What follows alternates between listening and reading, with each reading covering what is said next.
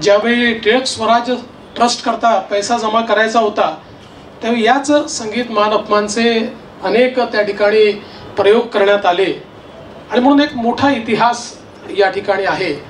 आणि ही जी संगीत नाटकांची एक परंपरा जी खऱ्या अर्थानं मराठी भाषेला लाभलेली आहे, मराठी भाषा अभिजात भाषा झाली, पण आपलं संगीतही तेवढंच अभिजात आहे, नाट्यसंगीतही तेवढंच अभिजात आहे।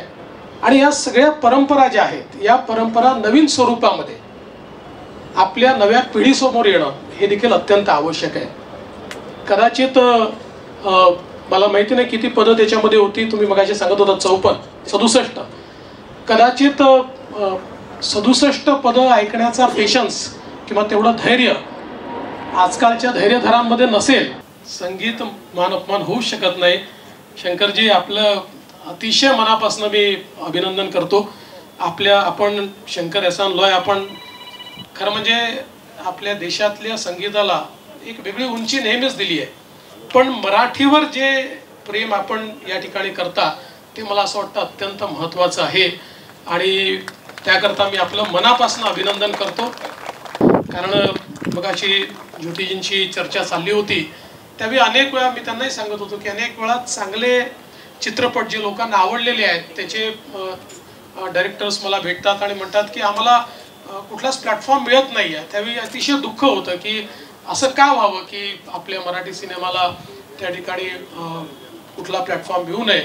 पण मला असं वाटतं की त्याच्यावर त्याही वर्किंग करतात, आपण सगळे मिळून वर्किंग करूया आणि हा जो काही आपला संपूर्ण अभिजात अशा प्रकारचा कला आविष्कार आहे हा सगळ्या प्रकारच्या प्लॅटफॉर्मवरनं लोकांपर्यंत पोहोचला पाहिजे अशा प्रकारचा प्रयत्न निश्चितपणे आपण सगळे मिळून करू। मी पुन्हा एकदा सुबोधजी खूप मनापासून तुमचं या ठिकाणी अभिनंदन करतो आणि हा विश्वास व्यक्त करतो की संगीत मान अपमान सर्व रेकॉर्ड तोडेल, सगळे रेकॉर्ड तोडून हा अतिशय प्रेक्षकांना भावेल आणि आम्ही देखील निश्चितपणे मी तो पाहणारच आहे। त्यामुळे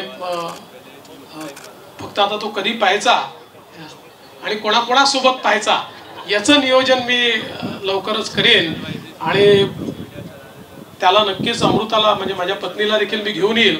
आज खरं म्हणजे तिला जास्त आवडलं असतं याला, पण मी विसरलो तिला सांगायचं, तुम्ही मला सांगितलं होतं, पण हे कट करून टाका, एडिट करून टाका, तिच्यापर्यंत पोचू देऊ नका अशी मी तुम्हाला विनंती करतो। आणि पुन्हा एकदा या अतिशय चांगल्या लॉन्चला आपण मला बोलवलं त्याबद्दल अतिशय मनापासून आपले आभार मानतो आणि पूर्ण टीमला शुभेच्छा देऊन माझे 2 शब्द संपवतो। धन्यवाद।